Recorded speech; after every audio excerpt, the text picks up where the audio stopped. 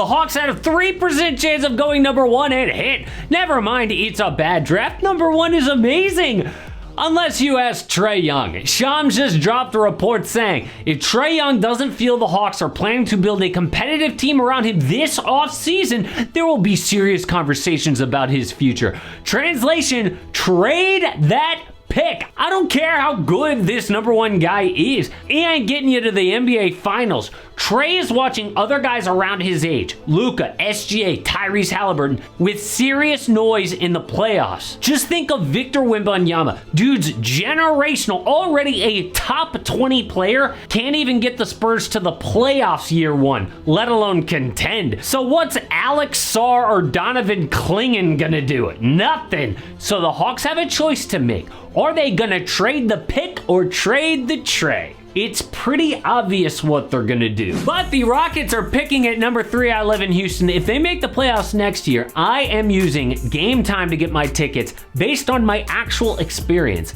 I showed you guys my son's first NBA game, Rockets Cavaliers, next to the cheerleaders. Had a great time because of GameTime. But I'm not too far from Dallas. I would love to go to OKC Mavs. So let's check out some tickets right now on GameTime. All right, just open up the app here. Thunder at Mavericks, Game 6. Now I'm looking at the Lightning Bolt, which means it is a flash deal, which is like an in-app deal.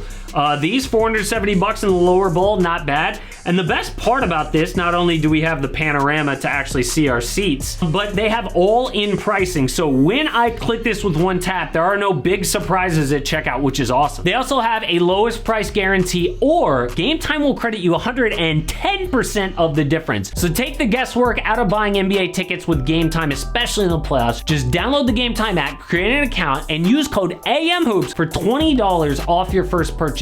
Terms apply, but again, create an account and use the referral code AMHOOPS for $20 off. Download GameTime today. Last minute tickets, lowest price guaranteed.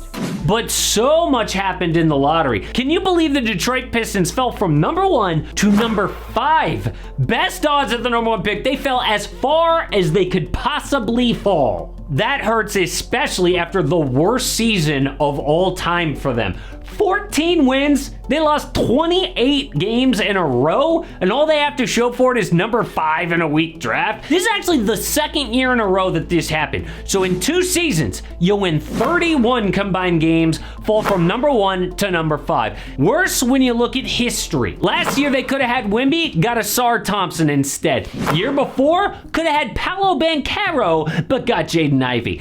They won the lottery for Cade in 2021, but before that, they fell from 5 to 7, took Killian Hayes, who's already out of the league. But the Pistons aren't the only team that's angry right now. The Hawks had the biggest jump in luck from 9 to number 1. Detroit had the worst luck from number 1 to number 5, but think about this bad luck. You see the Rockets jumping 6 spots up to number 3? That was supposed to be the Nets pick. They gave it up for James Harden, who isn't even on the team anymore. Or the Raptors, they were projected top 6 to keep their pick. Instead, it drops to 8 to San Antonio for Jakob Poeltl. They traded Jakob to make the playoffs, didn't even make the play-in, and lost. For what? But now, San Antonio has 2 top 8 picks to make a trade or build around Victor Wembanyama. What Wemby needs is a legit point guard and big wings who can defend and shoot. They can now win any major trade or draft those guys this summer.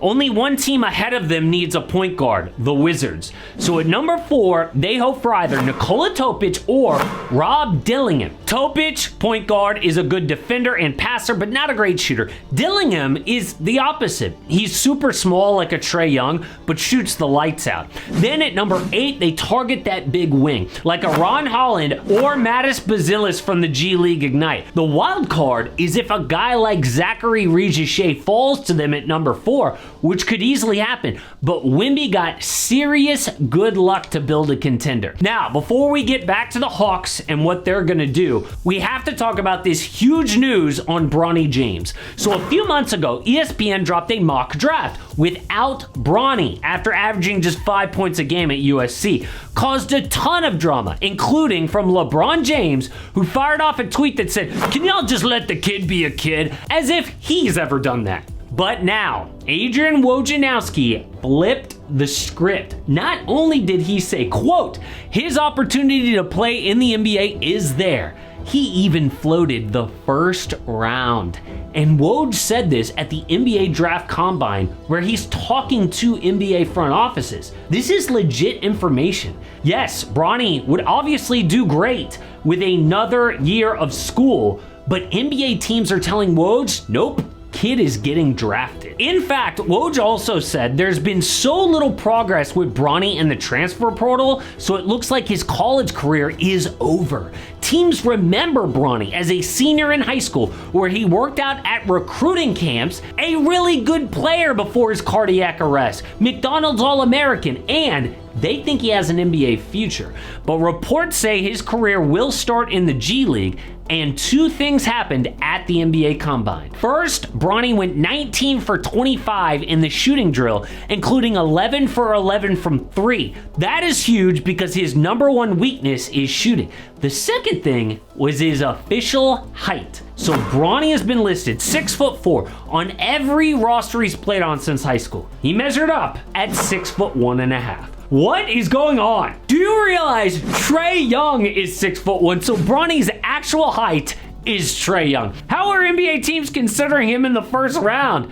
Well, the reason is, this actually isn't a big surprise. Colleges and recruits do this all the time. USC listed him at 6'4" in shoes. NBA teams knew that. They were always thinking he'd come in at around 6'2". So it's not a shock. NBA Twitter is acting like he measured in at 5'5". The actual question is about LeBron James Sr. The man shows up at the Cavs game right before his free agency. Yes, he was in town to see his wife's mom for Mother's Day, but sitting front row? I mean, most NBA players sit in a suite upstairs, if anything. Is LeBron trying to say, draft Bronny and I will come? Maybe he's putting pressure on the Lakers to draft Bronny, or get Trey Young, because the Hawks won the lottery and have a decision to make. It would be obvious if there was some nobed out prospect at number 1, like Zion in 2019, Cade in 2021, or Wemby last year. But don't act like just because the experts say it's a bad draft, that's actually true. Remember in 2020, the Wolves were very open to trading the number 1 pick. That ended up being Anthony Edwards, their franchise player, and they almost traded him. These teams don't know everything. Or last year when Scoot Henderson was definitely better than Brandon Miller. Or just look at the defending champs. Jamal Murray was picked number 7 in 2016 behind Buddy Hield, Chris Dunn, and bust Dragon Bender. They thought Murray couldn't shoot. Really, draft experts. Now, obviously, Nikola Jokic famously went in the second round, but the year after that, Denver drafted Emmanuel Mudiay over Devin Booker. So we don't know anything at number 1, and the Hawks could completely regret trading this pick. But Trey Young might be demanding it. So they could package DeJounte Murray and the number 1 pick to get a star, but who might be available? What about Kawhi Leonard if Paul George leaves in free agency and the Clippers don't have a choice?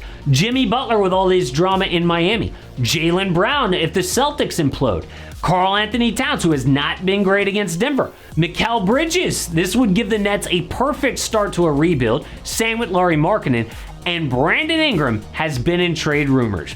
But I think the Hawks are secretly done with the Trey Young era. They have tried to build around him 3 separate times and failed outside of a fluke conference finals run. Also, Trey has been such a headache in the locker room and with his head coaches. There is so much smoke about him being on the trade block, and if he makes them choose between him and the number 1 pick, I think this deal is done. Recently, he just fired Rich Paul and Clutch Sports and switched agencies to CAA. That makes it look like the Lakers are no longer a realistic landing spot. So maybe the Spurs get Trey. Maybe it's the Orlando Magic who need his backcourt scoring. All I know is Trey was already in trade rumors, but getting the number 1 pick increases that noise. Or maybe the Hawks get Kevin Durant. Not really, that would be insane, but it's more likely after these KD rumors. He is making noise about leaving Phoenix now, and this situation is wild.